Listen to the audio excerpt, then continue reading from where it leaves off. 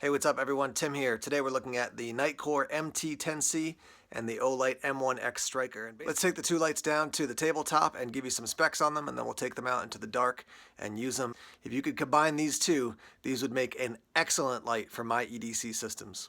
All right, let's talk through the Olight M1X Striker first. You have a bunch of different settings. Moonlight is 0.5 lumens. That's going to run for 360 hours. Low is 10 lumens for 60 hours.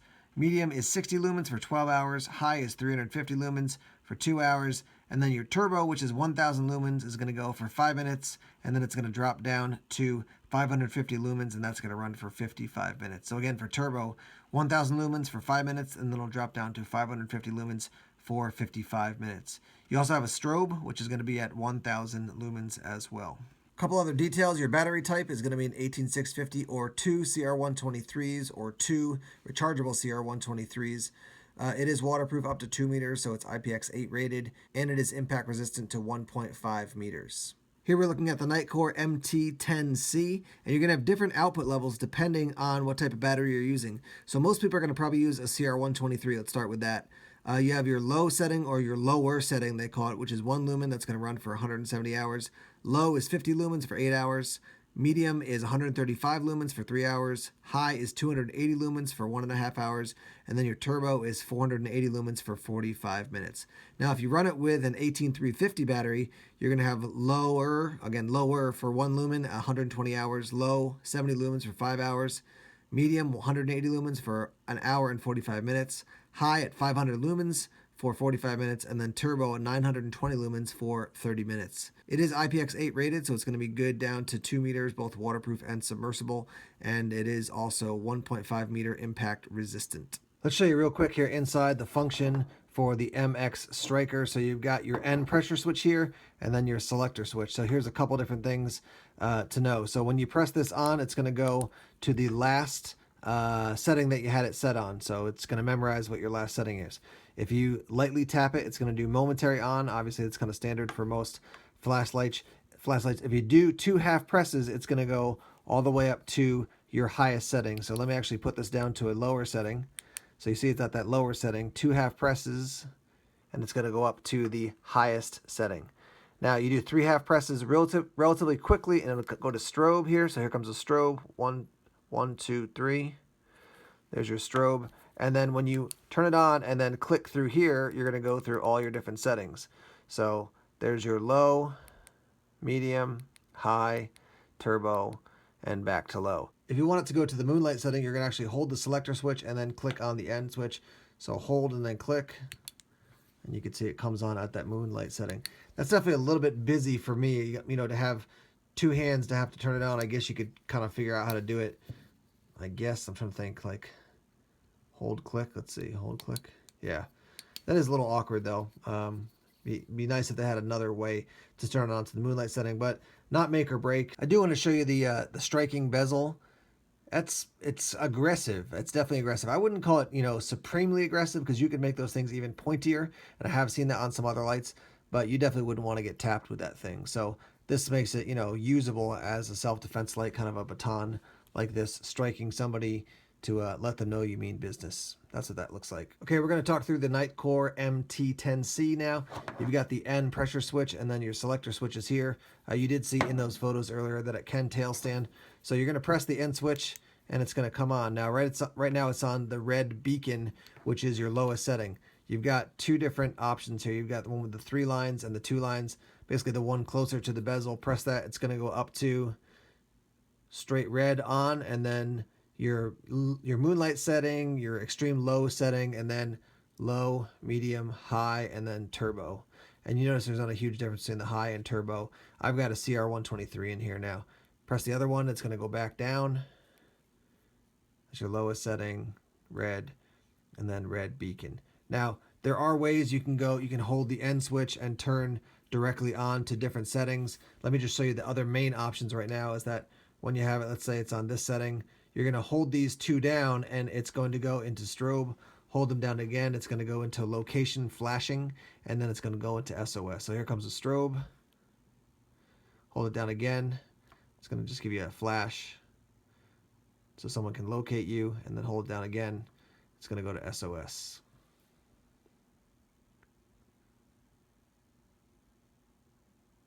then the last 3. And then press this down again. So when the light is on, if you hold down that number 3, the up setting, it will go directly to your turbo.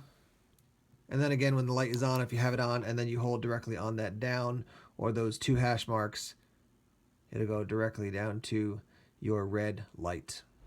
All right, guys, I'm driving home. It's 9 o'clock at night. Just got done teaching a class over at the church building, and we got some snow. We're gonna get another probably 12 to 18 inches maybe tonight and into tomorrow. So I thought this would be a great opportunity to test out the Olight and the Nitecore. When I think about having an EDC light, I'm thinking about a light that I could use in various situations, just kind of mundane tasks, but also, I get a flat tire, I got to shovel out, something like that. So on a night that's snowy, cold, it's wet snow, it's heavy snow, we're gonna test these lights out. All right, let's start off with the Nitecore here, and I'm about 6 feet away from the car.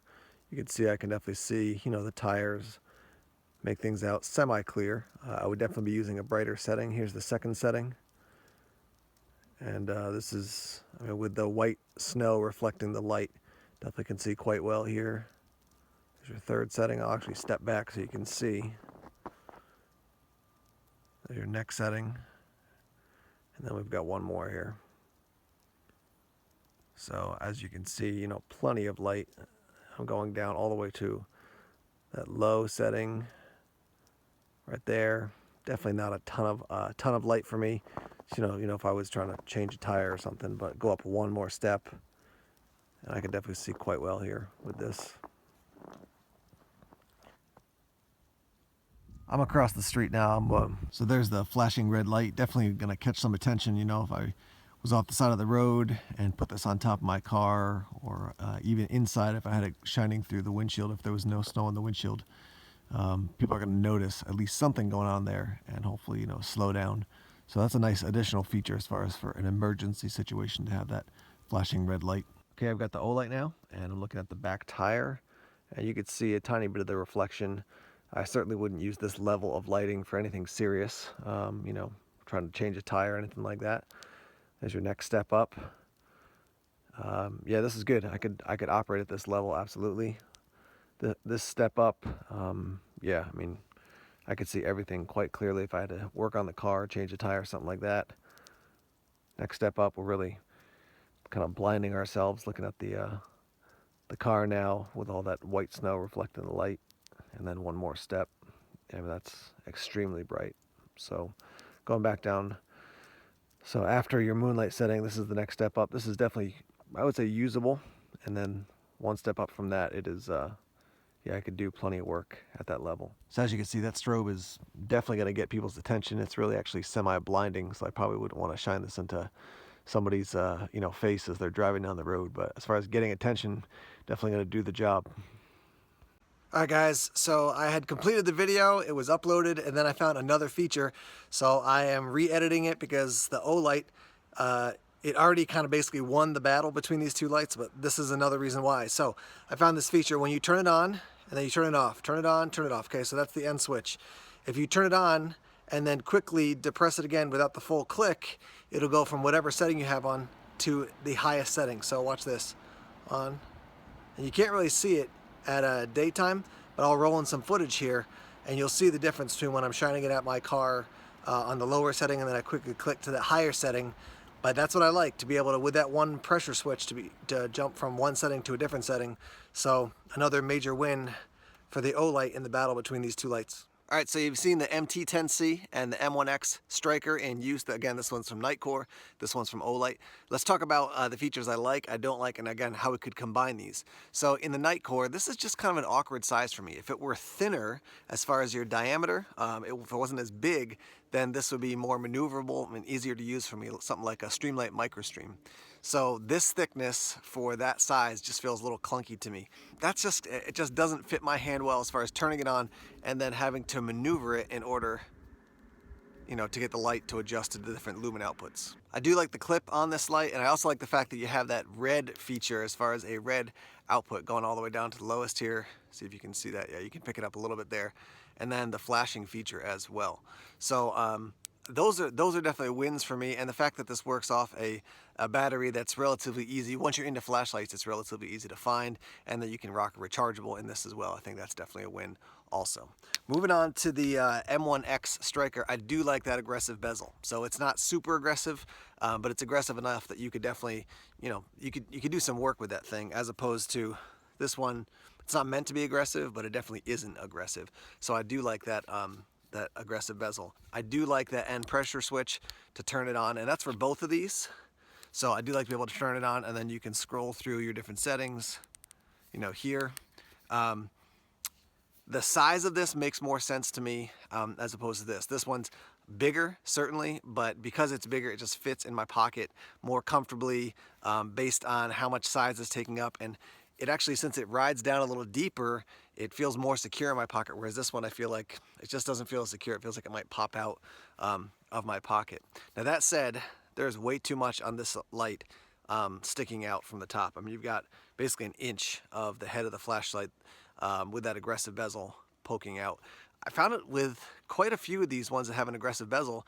They put the aggressive bezel face up. Now I think it's so you don't rip up your jeans, your pants, but I'm way more often bumping up against it, or when I reach in to grab it, ripping up my hand. So I just think you should put it, put the clip here, face down, and you'll be good to go. Now, when I say these are the pluses and minuses of each of these, one thing I would like to switch on both of these is just making that button. So this selector switch button here on the, see if you can see that, yeah, on the Nitecore, and then this one on the Olight, bigger.